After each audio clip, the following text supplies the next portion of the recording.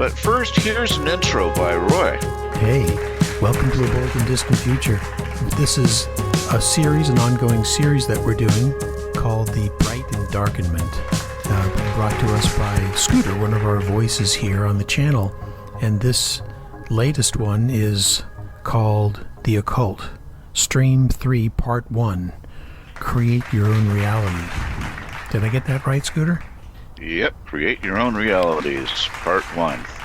All right, so as I mentioned, this is going to be in two parts. And I will be focusing in this first part, for half of this video, I'm going to be focusing on those two gentlemen you see on the left-hand side of your screen, and then we'll move into the folks that are on the right-hand of your screen. But we're not talking about them today. Today is Aleister Crowley and Jack Parsons and company. Indeed. So that is Aleister Crowley on the left with the most amazing bow tie I've ever seen in my life. I don't know who Jack Parsons. I've never heard that name. Yeah. Well, allow me to introduce you to him. So Jack Parsons we'll get to in just a little bit. Just by way of identification, the two remaining gentlemen are René Guénon and Julius Evola. This one is a fairly light touch into aspects of the occult. I'm not touching on the history of the occult. I'll leave that to Colin Wilson. And really only focusing on one particular aspect of the occult, which I can sum up with that statement, create your own reality.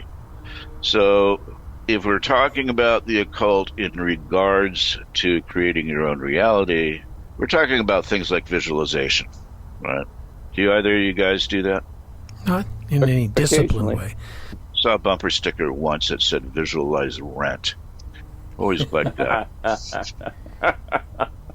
Yeah, I usually don't get into visualizing the material things. Mm-hmm.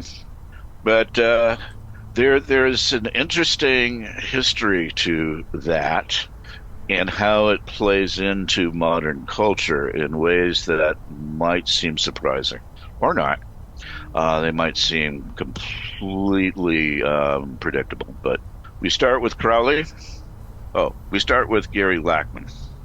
Now, this wasn't my only resource, but it is a significant resource, is this book, which I recommend. It's a bit uneven, but it's a book that was written by Gary Lachman, I don't know how to pronounce his name, and you can see him encircled on that picture to the right.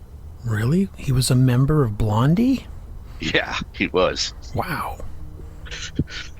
And left the group and became an occultist. He's written a bunch of books. I mean, it's like about 6 or 7 books with his name on it, including one that I found, and you guys might find really, really interesting, which I don't have. There it is, called Turn Off Your Mind, The Mystic 60s and the Dark Side of the Age of Aquarius. Fun book. Interesting. Yeah. He gets into all sorts of stuff, including some of the things we're talking about here. But I'll just leave that to the side. Look it up. Turn Off Your Mind. But definitely look this up, too. Dark Star Rising Magic in Power in the Age of Trump. That's virtually the only connection that Blondie has with the occult. But, there it is. I think he was the drummer. I'm not sure. I don't think that he was the drummer. The drummer might have been the fellow next to him. Oh, okay. Well, I'm not entirely sure what he played then.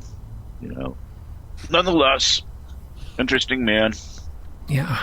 So let's talk about Crowley. Now, I assume you guys know about Crowley. He's pretty well known. Yeah, I do. So what do you know about him? Was a British fellow that, did he move to France at some point? Or across to Brittany or somewhere? And is this a photograph of his home in Brittany? Is that where he lived? No. No, okay. But I mean, he very well may have gone to Brittany. I don't know. He was all over the place. He was actually in New York at one point. Um, but no, that is on an island off the coast of Italy, and that is the Thelema Abbey. What's left of it. Mm. Okay, so Aleister Crowley was a self-identified mage. He was part of the Order of the Golden Dawn. He either left or got kicked out. I'm not entirely sure which. And he created his own group called the.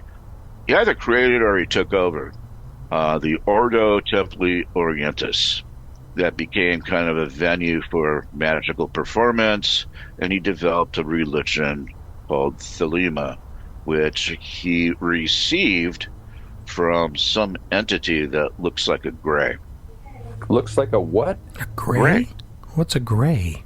You know, the aliens, the gray aliens. Oh, got it. Okay. Yeah, I mean, he drew a picture of it, and it looks exactly like a gray. So that's fun. So this was he basically wrote a bunch of texts that were dictated to him by a gray. Does that mean that the gray actually conversed with him, or was it done telepathically? Don't know, but he did draw a picture of him. Just so, curious. Yeah, I mean, the fact that he drew a picture of this gray suggests that he had some kind of physical interaction. So I don't know, maybe it was a series of interviews. Who knows? Anyway, so Thelema and Ordo Templi Orientis are both still around. There's actually a chapter of Ordo Templi Orientis in Minneapolis. Wow. Yeah, which you I thought about infiltrated? going to. No, I thought about it. My biggest problem with Ordo Templi Orientis is that they do sort of communion, but the wafers that they use contain menstrual blood, and I'm not really sure I want to do that. Got it. Whose menstrual blood? Okay, let me. Next question. Oh. And apparently, if you go, you're kind of compelled to take part. So I actually did investigate it. I thought it might be a kick. But so the primary ethos, the primary ethic, if you will, is what I've highlighted here. Do what thou wilt shall be the whole of the law. Mm-hmm. So this should remind us of, all the way back to the egoists that we were talking about, several episodes back. If you remember, we were talking about whatever the hell his name was, who basically said that what he does is right for him, and if it's not right for you, basically tough shit. Remember that guy? Mm-hmm. I think I do. Anyway, so do what thou wilt shall be the whole law. Love is the law, love under will. Who's that fellow? That's the complete phrase. That's we. He has absolutely no bearing on this whatsoever. It's just that I wanted a picture of Will Wheaton, and then I wanted to put love under will directly below him. That's who that is. I was trying to see who that was. Mm-hmm. If you're interested in sort of an objective view on this guy's basic character, there's a novel by Somerset Maugham. I think is that how you pronounce his name? Yeah, Mom. Right? Yeah. Yes. Yeah.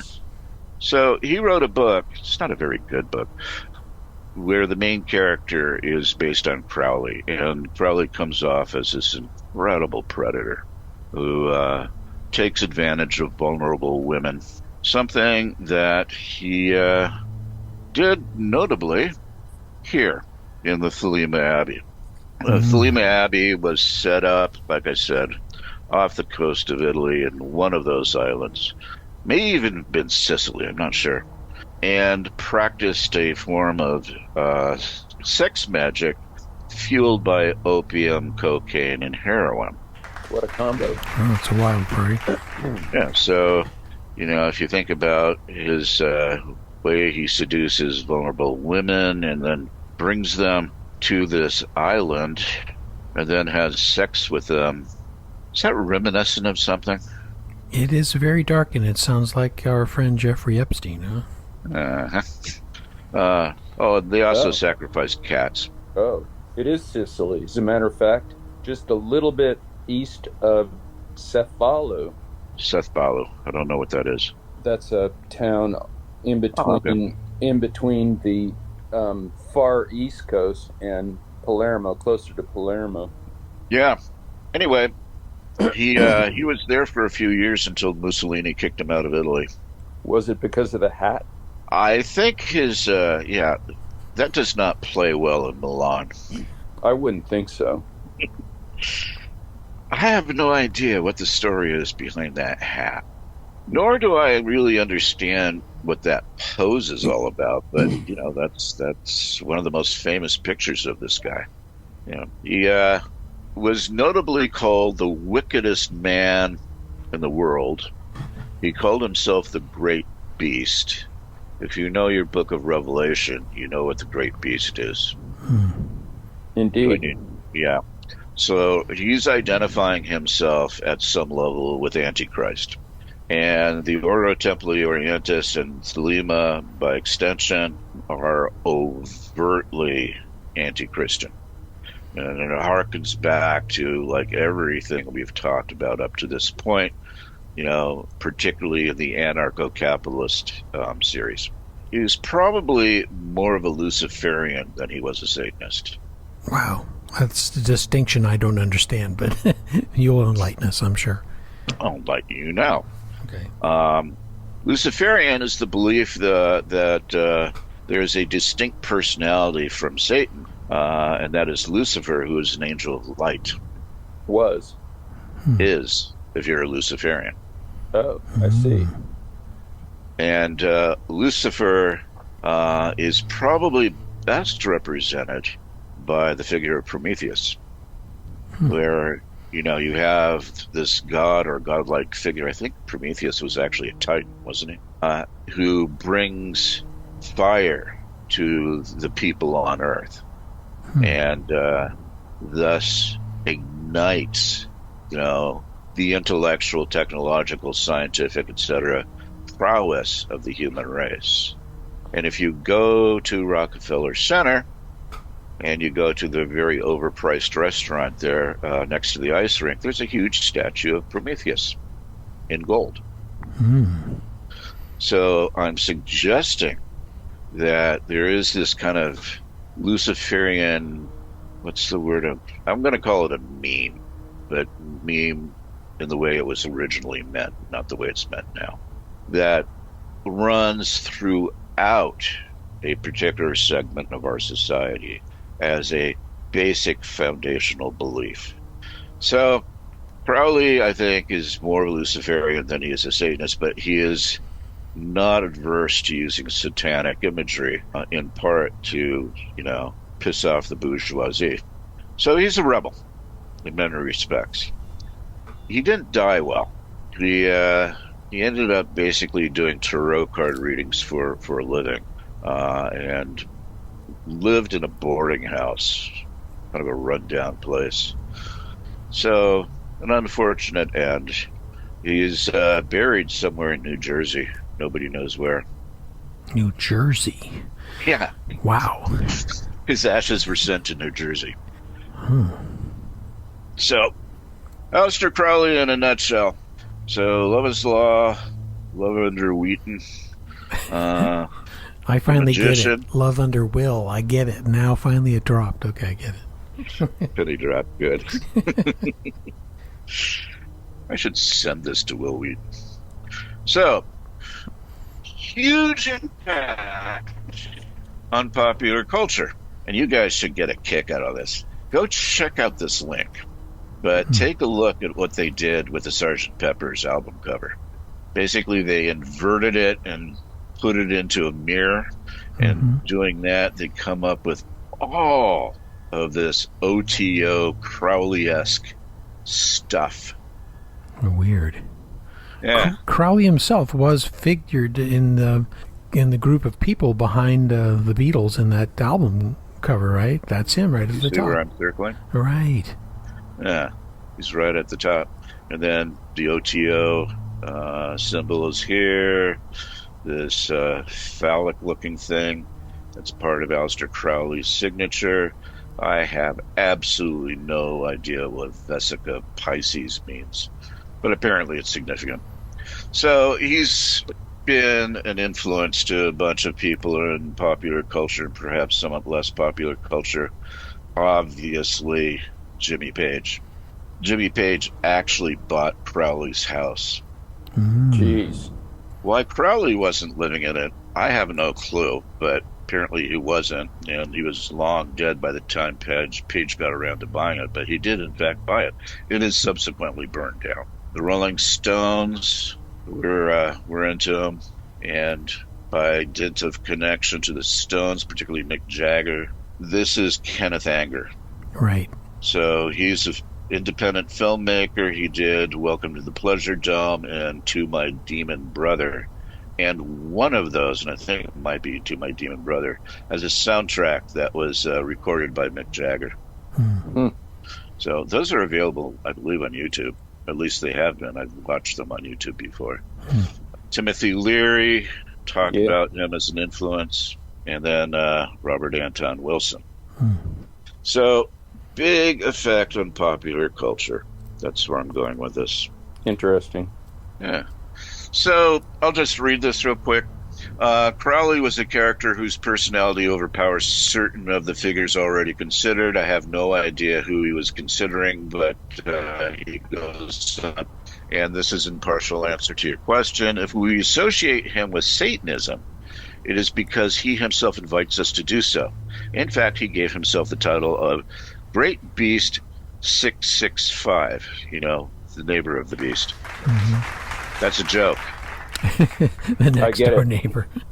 So, Great Beast 666, who is the Antichrist of the apocalypse, while he gave to the women whom he selected and used the title of Scarlet Woman, who in John's apocalypse is the great whore associated with the beast. We'll be swinging back to that just a little bit.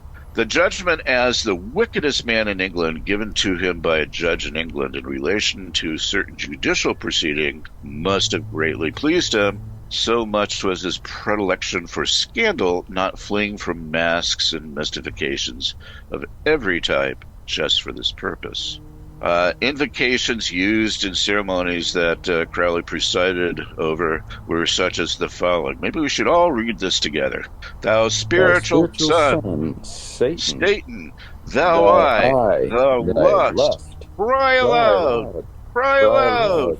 Whirl the wheel, O my father, O Satan, O son, Liber something. Stomach. Thank you. Yeah. So, God knows what we just invoked. By itself, it would seem to confirm Satanism, even if not without some admixture, reference to the spiritual son. It is, however, necessary to see that Crowley did not put Satan in the place of God, given the high regard in which he held traditions like the Kabbalah, which venerated a divinity, even if conceived metaphysically and not religiously. Finally, as in the other cases that we have no clue what he's talking about, the ostentatious Satanism of Crowley is explained only in terms of an antithesis to Christianity, whose doctrine condemned the senses and the integral achievement of man. However, in his case, with an initiatic and magical basis rather than naturalistic.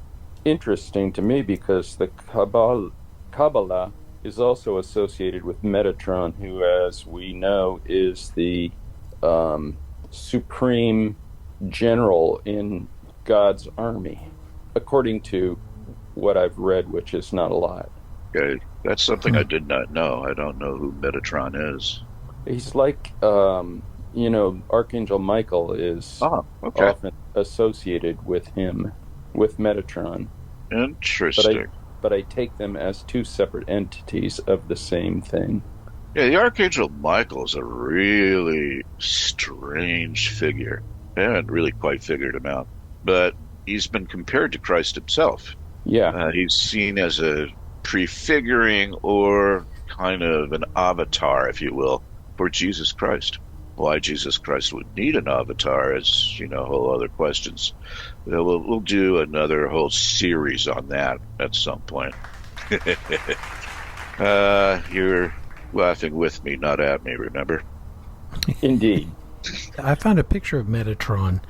It's sort of a angel-looking character with, I'll put it up here, holding this kind of symbolic thing of circles and stars. And the circles and stars, if you look at it, Da Vinci's, the guy with his arms outspread, Right. and the stuff in back of him, it kind of connects. You should throw that up too. Have a chance to look at Da Vinci, bit of art. Anyway, this is written by Julius Evola, who we will talk about next time. All right. But just real quick, real fast. Part of Julius Evola's biography is he was in the founders of something called the group, UR group. And it was a magical fraternity, I guess you could call it. And they became, I don't want to call them powerful per se, but they freaked the shit out of Mussolini and he banned him. Yeah, Mussolini didn't seem to have a lot of patience for this stuff. All right. Mussolini never struck... I'm going to flash back to Metatron for a second. I think you'll find this interesting. What's that? Associated with spiritual transformation, historical and mystical origins, the rabbinic literature mentioned briefly in Babylonian Talmud as the Prince of Presence and the Lesser Yahweh, I point that out. The Kabbalah heavily featured in mystical texts where his role expands into supreme archangel who sits directly next to God's throne. And then it goes into the description of Metatron's cube, which is what you pulled up, Robert, the thing he's holding, the angel. Two-dimensional geometric figure made up of 13 circles with lines connecting the centers of every circle to all of the others. It is believed to represent the blueprint of the universe, containing every shape that exists in creation. Kind of interesting stuff. Yeah, that's the Tree of Life. It has a name, but I don't remember the name. Do you know it? I do not. It begins with an S. Maybe somebody could just quickly look that up. So I think we need another image here. The Kabbalah. The Kabbalah itself is interesting. It's a fairly recent development. It wasn't around, say, in historic Judaism. It came about, I believe, in the last, say, 500-600 years, and arguably is as influenced by Christianity as it is by Judaism. But it is something that is taken very, very seriously in ultra-Orthodox communities. Hasidic beliefs tend towards a mystical, have a strong mystical element, and part of that is the Kabbalah. All right, enough of that. I'm not finding the name for that Tree of Life, but this is an interesting pickup. I'm not sure it's what you're looking for. Stella Octangula, the stellated octahedron, the exact geometric name given by mathematician Johannes Kepler to the 3D star-like shape embedded inside the cube, blah, blah, blah. I don't know if that's what you're looking at. No, not quite. How about the, Sephiroth? That's the one. Got it. Yeah. I don't know how to pronounce it. How do you spell that? of Sephiroth, I'm guessing that's, or it could be Sephiroth. It could be a PH as opposed to a PI. So I see. Sephiroth. Interesting. So I'm probably going to murder the concept here, but I think this is in some ways reminiscent, if not similar, to the whole what am I trying to say? Kundalini yoga. Kundalini. Thank you so much. And the chakras. Yes, the chakras. See how that could work. 9 chakras as opposed to 10, although some say there's an additional one that floats above the last one. The connection to the divine. So one thing, I'm not going to spend a lot of time on this, but I do want to mention it because it will come up, is this whole idea of initiation. and you're looking at the, how do you pronounce it again? Saphir? I got to go back to it. There's Sephiroth. Yeah, well, the Cepha whatever. Um, Sephiroth. I'm seeing lots of Yeah, variations. Sephiroth. it suggests an initiation and sort of an initiatory path, doesn't it? You kind of have to work your way up. Tell me if I'm wrong, but that's my understanding. It looks like a board game. You know, you have a piece, you roll a dice and you move around with the top Wait a hat minute. and the I little remember that dog. board game. Didn't you have different colored marbles and you had to get them from one place to the other? Yeah. What was that? Yeah. Kabbalah Parcheesi. Yeah, now you're cooking. Okay. So anyway, that's Crowley. Interesting. So let's The talk other- about Oh, I'm sorry. Go ahead. I was going to say the other thing that I discovered Metatron quite by accident because of a painting that my department head did, and she looked up the meaning of the geometric figure which emerged in her painting, and then discovered this thing Metatron, which she hadn't really studied before and I'd never heard of, and I looked it up and started to dig deeper. And one of the things that came out of that is the solfeggio frequencies, which have a deeply healing connection to your body through just listening to the frequencies. And of course, as you mentioned, it goes up the scale. The last one at something like 963 hertz is supposed to stimulate a connection to the divine. Does it do anything for toothaches? Might look it up. I know that when I had my operation, I had to have a growth. They didn't call it a tumor; they called it a growth removed from the base of my pituitary. Which was done completely through computer-controlled robotics. Wow. I listened to that before and after immensely, and the healing process was quite rapid compared to what I was told to expect. We need to set up an experiment. I don't want to do it again. I'm sorry.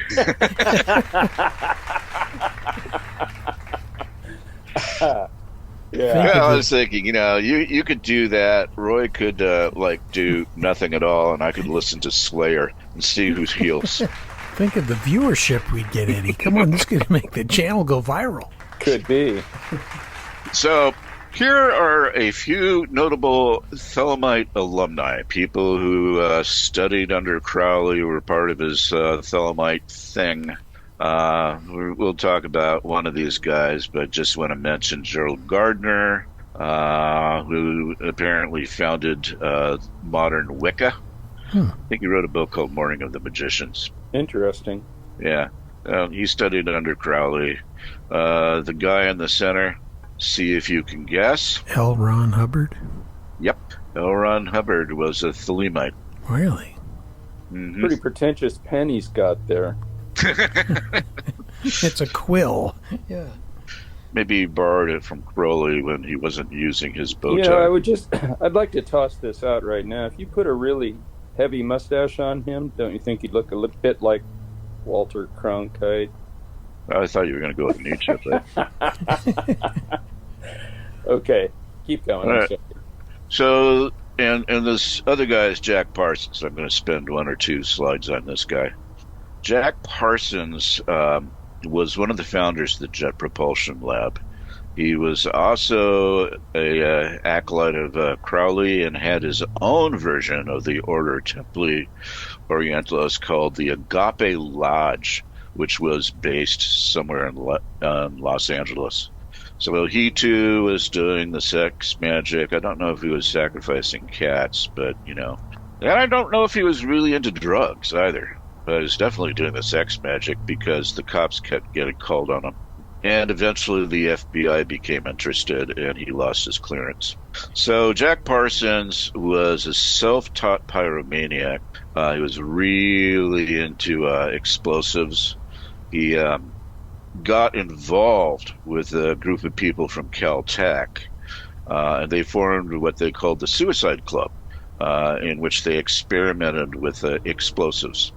Yeah. So I'm not sure if this is true or not, but I believe he either discovered or helped discover solid fuel. So he was essential to rocketry. I think Werner von Braun actually said that he was kind of the genius behind the American rocket program. Yeah. Werner, when the rockets go up, who cares where they come down? It's not my department, von Braun. It's another Tom Lehrer quote. But for a while, he was roommates with Ron Hubbard. Oh, man. Yeah. And they used to try to do magical rituals together.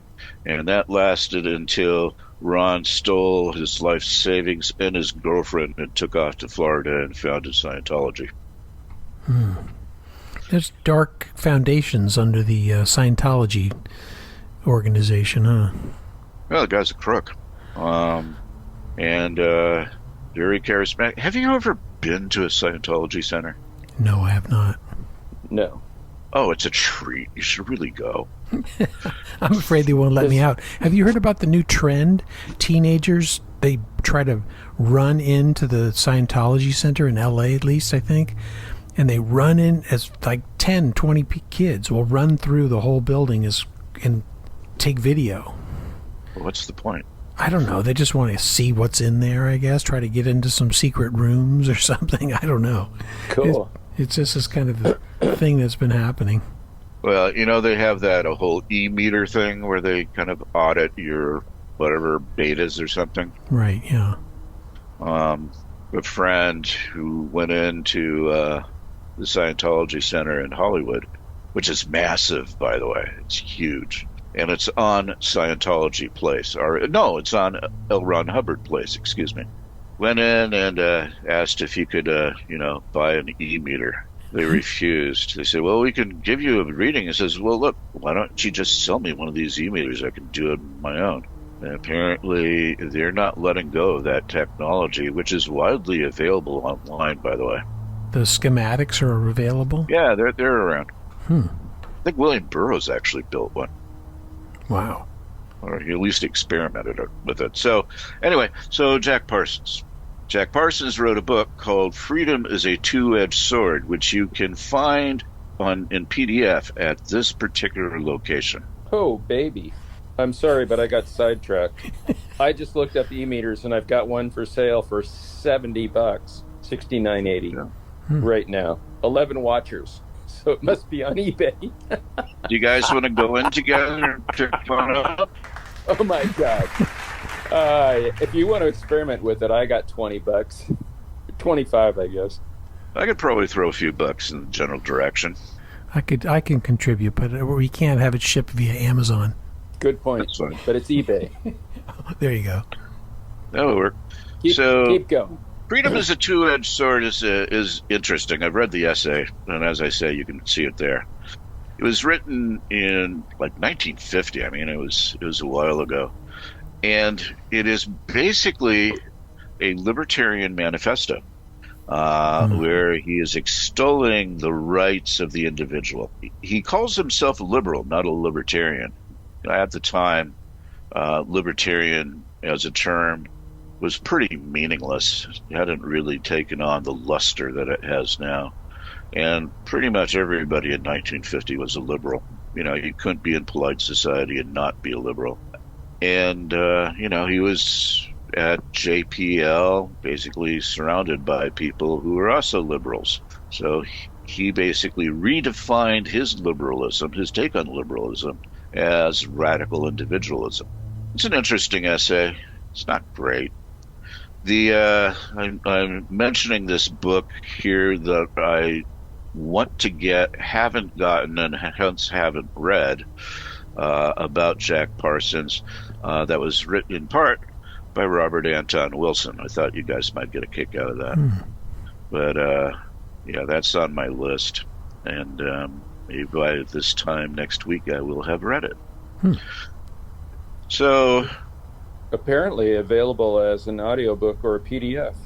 Oh, cool. So, consider that some homework if you feel up to it. So, Jack Parsons, founder of JPL, every time they did a launch, prior to the launch, he would perform a rite, a prayer to the god Pan. This isn't it. But it is the kind of where he's coming from. This comes from Freedom as a Two-Edged Sword. And he's talking about that Scarlet Woman that we just talked about a moment ago.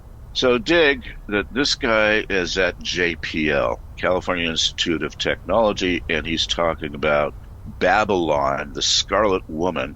She will come girt with a sword of freedom. Before her kings and priests will tremble, and cities and empires will fall. She will be called Babylon, the Scarlet Woman, and women will respond to her war cry. Throw off her shackles and chains. Oh, he's an ardent feminist, by the way. And men will respond to her challenge, forsaking the foolish ways and the little ways, and she will shine as the ruddy evening star in the bloody sunset of Gotterdammerung. That's how you pronounce it, right? I think so. I'm with you. Okay, the evening star will shine as the morning star when the night has passed and the new dawn breaks over the garden of Pan. Morning star, by the way, is Lucifer. Well, there you are. Yeah. And the dawn breaks over the garden of Pan. So that's Jack Parsons. So we now have this guy, Anton Zonder LaVey.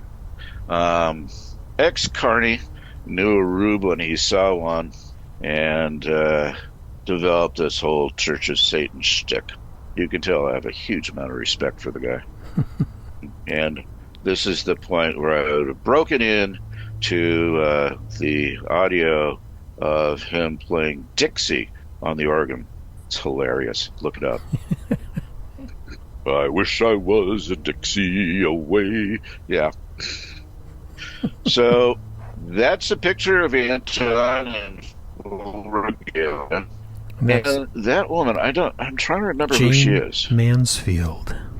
Yeah, it's James Mansfield. Right. Thank you. So what is LaVeyan Satanism all about? First thing, it's non-theistic. He actually does not believe in the supernatural. So everything he does that's quote-unquote satanic is performative.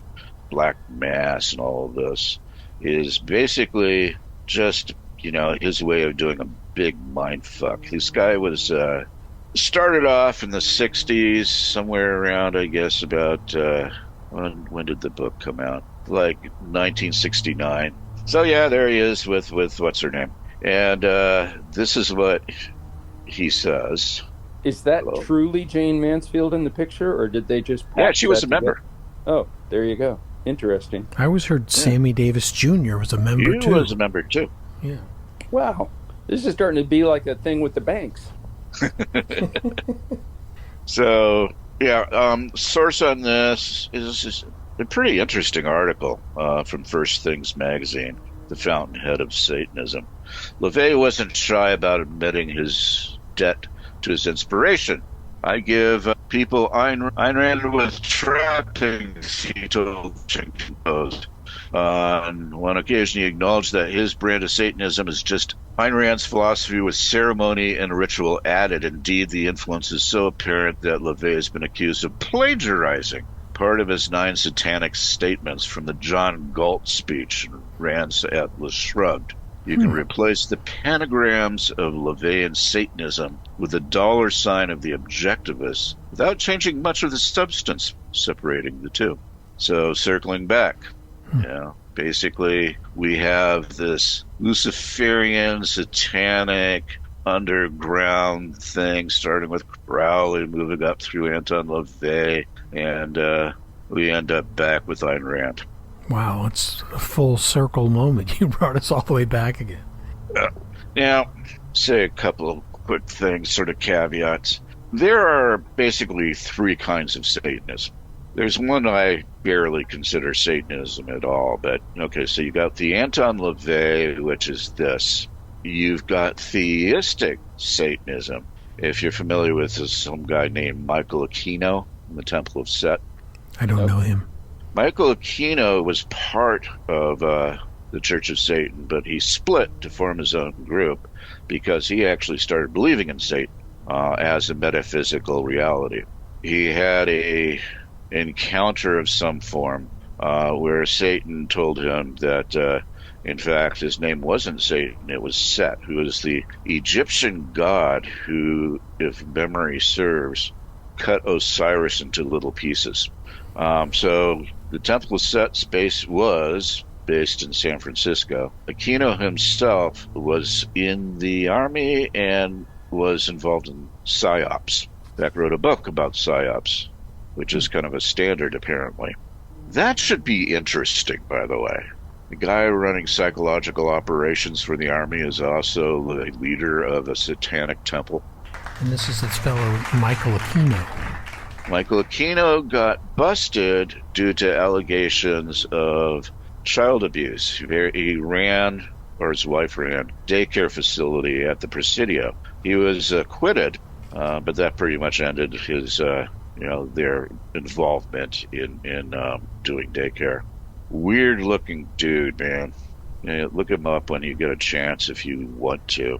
So that's theistic Satanism. And then, speaking of the Satanic Temple, there's the third kind, which is the Satanic Temple, which is basically it's like Church of Subgenius.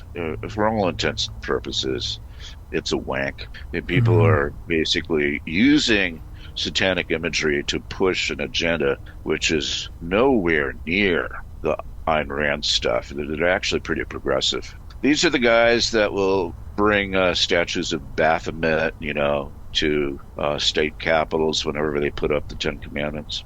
They're more like provocateurs in a way. They're essentially provocateurs, yeah. Right.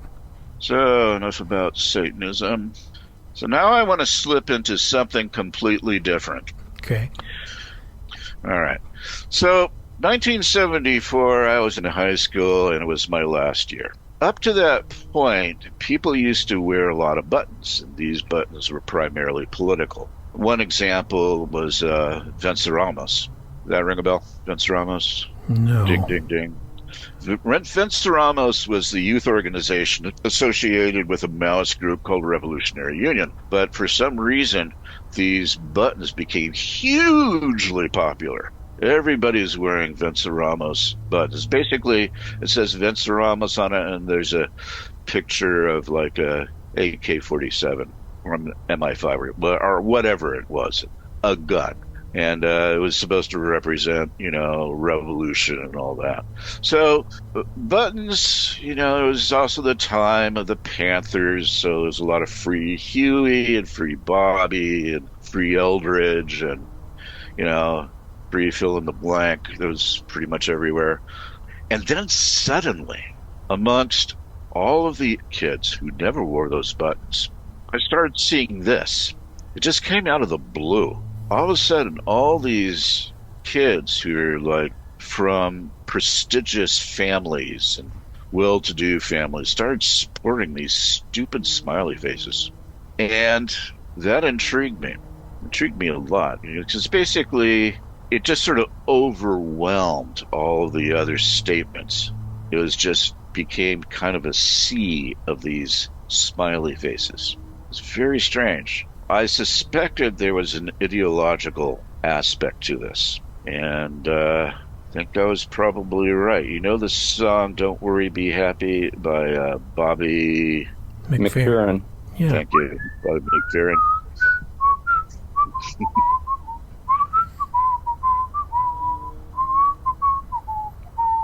By the way, he was doing a residency in Berkeley a while back. He might still be there, for all I know. Bobby McFerrin? Yeah. Interesting, because usually he plays some of the summer shows, but I haven't seen his name pop up anywhere. Yeah, it was a while ago, but who knows? Anyway, so that phrase is not original with Bobby McFerrin. It is actually not this guy either. It's Meher Baba. But Sai Baba basically said the same thing. Sai Baba's a bit of a dick, by the way. So you have to expand on that. He's a real dick. That's not much of an expansion.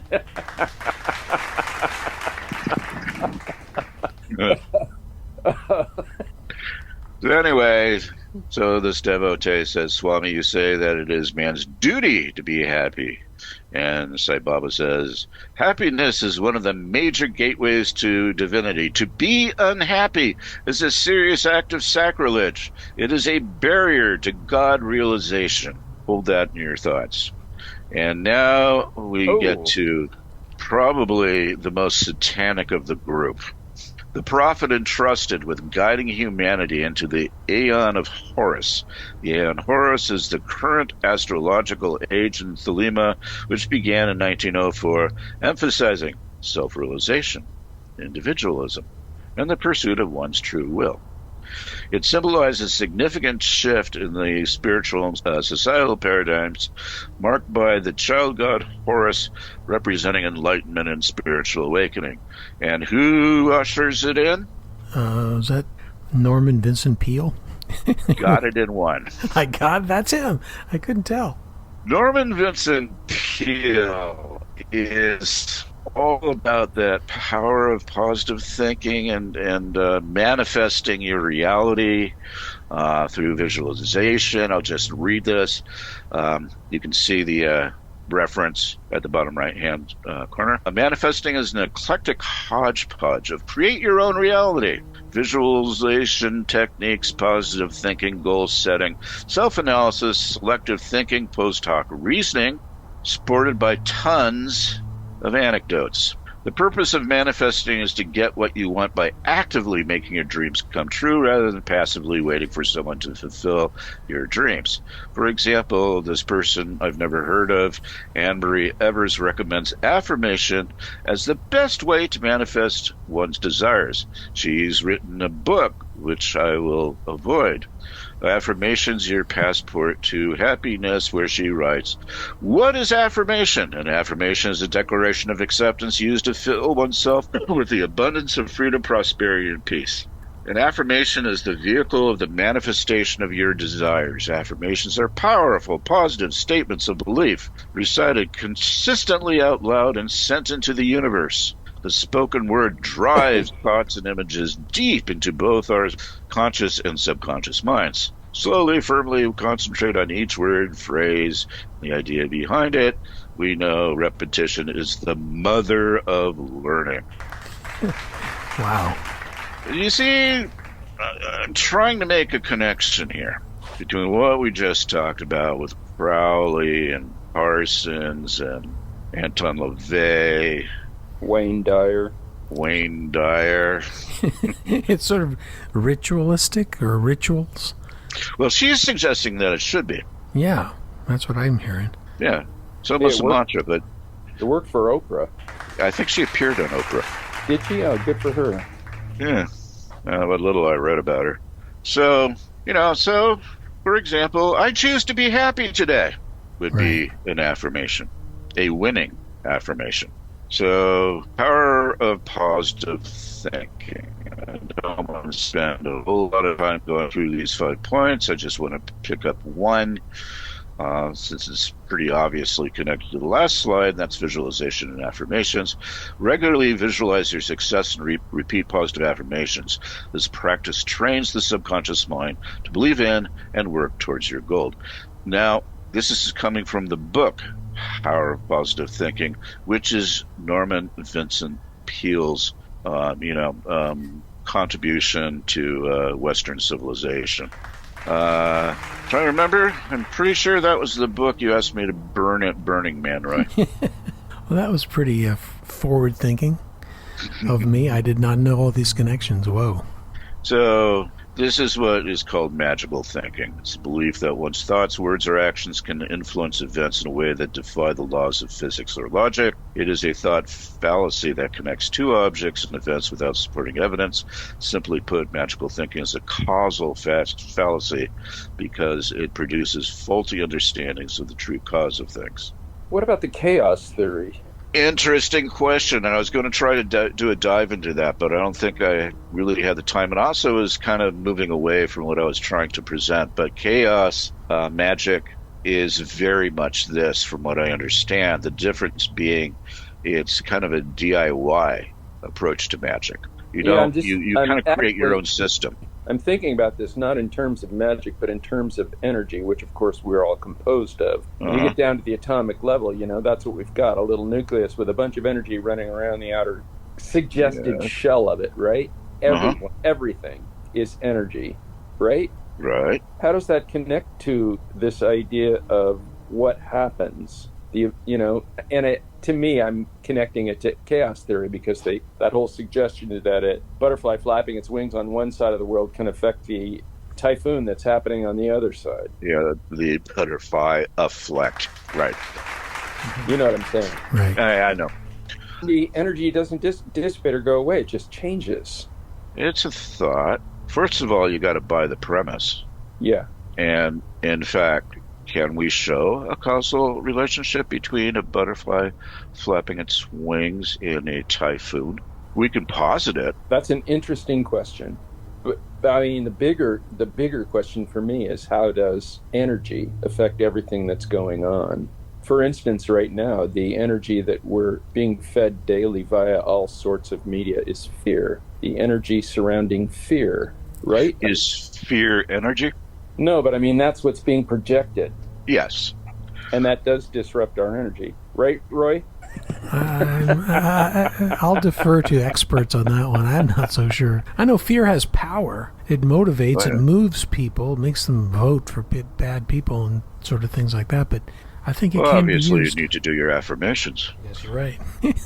Yeah, I don't know. Keep going. All right. So, power of positive thinking. So, let me go back one. Amway? Move into the. My Tupperware? I've got to give up my Tupperware now? Oh, my God. Where I want to take this next is so, we saw the smiley buttons, and I was suggesting that there is, in fact, a kind of ideological basis for this, and I think we're honing into it. The whole power of positive thinking thing, visualizations and affirmations become really obvious. When you go here, multi-level marketing is premised, speaking of energy, on this sense of confidence, positivity, and optimism. You're going to get rich by joining one of these groups and selling crap. I'm going to tell you, it didn't work when I joined Fuller Brush. I forgot Fuller Brush. All of these organizations have this cultish kind of flavor to them, don't they? You have no idea. Pyramid schemes and things like that. Uh-huh. Yeah, a long time ago in a faraway place, I was once induced to try to sell Tupperware. Tupperware parties. It was a big deal for a while. Yeah. Then it disappeared. Yeah. I had a beer bash and Tupperware party. I didn't sell anything. But prior to that, I was taken to a Tupperware convention. Oh. And this was fascinating. I thought it was unbelievable. Roy, I know you didn't grow up in an evangelical household. No. Neither did I. Yeah, okay. We had Tupperware, though. Catholics had their own drawbacks, didn't they? Yeah, well, one thing Catholics didn't have is incredibly stupid songs. So here's a song that I was taught. It went, I got the love of Jesus down in my heart. Down in my heart. Down in my heart, I got the love of Jesus down in my heart. Down in my heart to stay, except at the Tupperware convention, they replaced the love of Jesus with the Tupperware spirit. I got the Tupperware spirit down in my heart. Now imagine an entire row. Good God. How big was the convention? There was probably probably about 500 people there. Damn, I can't imagine that. And then we had these, testimonies. Somebody who successfully sold a bunch of Tupperware got up and said they sold a bunch of Tupperware, and everybody applauded. So testimonials. It's so religious, isn't it? Boy, that didn't happen to me at Fuller Brush. But dig this. The very end, after we sang a few more hymns, we ended with a candlelight service. For Tupperware? Demonstrating how the Tupperware spirit can light up a room. Well, it can also burn the Tupperware, Wow. So you know what this is. You take a single candle, right? You light it. You light Yep. the guy next to you, Yep. then it just sort of spreads the room. That's how they ended it. The Damn. Tupperware spirit That's crazy. spreading throughout. Where did Like this I take said, place? Or at a The hotel. fairgrounds were in it San was like at Mateo. a Radisson or something. Oh, yeah. Yeah. Hotel or Uh, motel. Long time ago. Long time ago. I was 18 and starving. So this kind of weird religiosity connected to this whole positive thinking thing is, I believe, a significant underpinning foundational ideological aspect to the Dark Enlightenment. I'm going to make that case. Today. Then I wrap up. Got it. I can see the kind of this cultish capitalism here. You know, that's interesting because that's exactly what's going on with Christian nationalism, too. Like, if you do Uh-huh. this right, you're supposed to be rewarded now, big time. Oh, yeah. Cash, lots of cash. Yeah, it's basically the same as prosperity gospel. Damn. So here's another place, and I won't spend a lot of time on this. Okay. If you walk into any corporation these days, or at least it used to be the case, you'd see these posters. Mm-hmm. You bet. Yeah. I'm Same curious thing. about the curious about the guy with the climbing gear and the bicycle. They decided to climb a mountain toting a bicycle. So you can ride Because- down full speed. I don't know, it looks like quite an incline. Yeah, I'm with you. No challenge too great for those who have the will and heart to make it happen. That should sound very familiar by now. And then, so this is how it plays out in the workplace. We are motivated by this stuff. We are meant to be motivated by this stuff. And employers go to great lengths to ensure that we have plenty of motivation. Here's a picture of motivated employees there. That's what we look like when we're motivated. So, How Yeah, come they're all like in their late 20s, early 30s? Time of they're life when motivated to be young. Got it. Yeah. I have never in my life been in a meeting that looks like that. Me neither. But you can now see, I think, I'm demonstrating this, how this whole thing has been taken on. This whole positivity, Crowleyan, make your own reality idea has been taken on by corporate America. None of the guys in that picture have ridden a bicycle to work, I can tell you that. Well, that's because they're busy hauling their bicycles up cliffs. Who has time to ride? So Oh, yeah. Here we go. that's Norman Vincent Peale.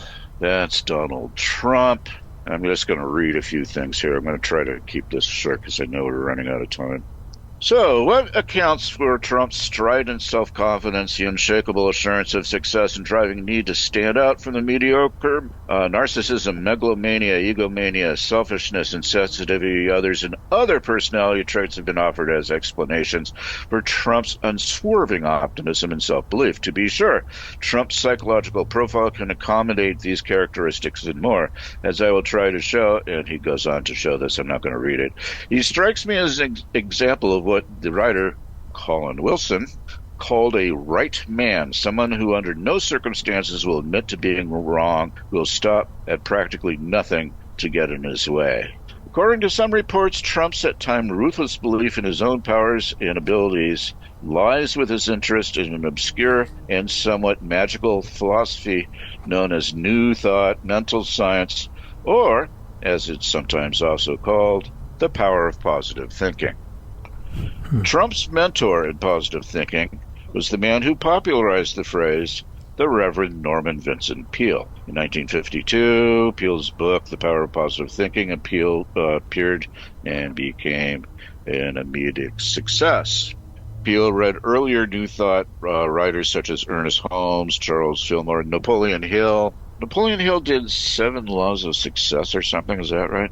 And absorbed their fundamental insight that the mind can influence reality directly, or at its most basic formula, thoughts are causative.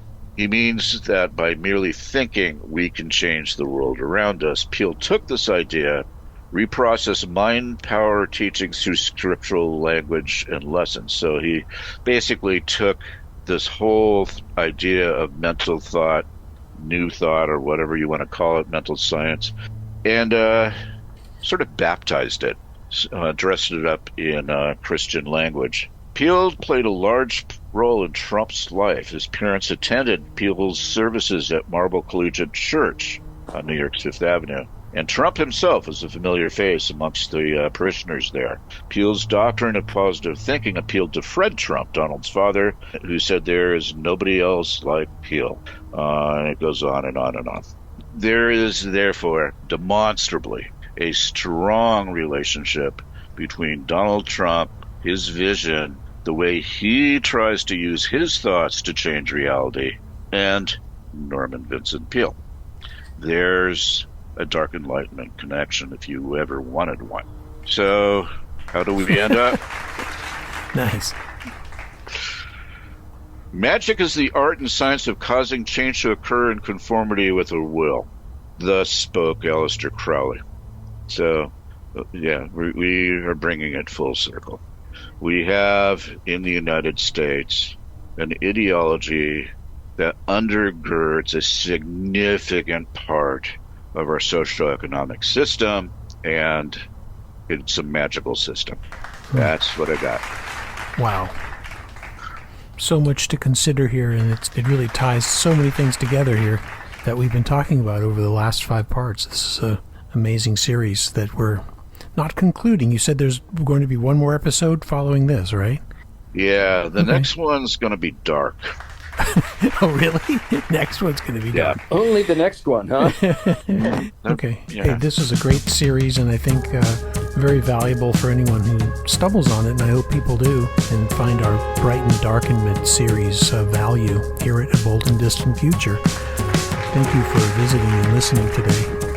Thank you, everyone, for being here and being a part of this very interesting dialogue. All right, guys. Always a pleasure. Yeah, Always thank have you. fun.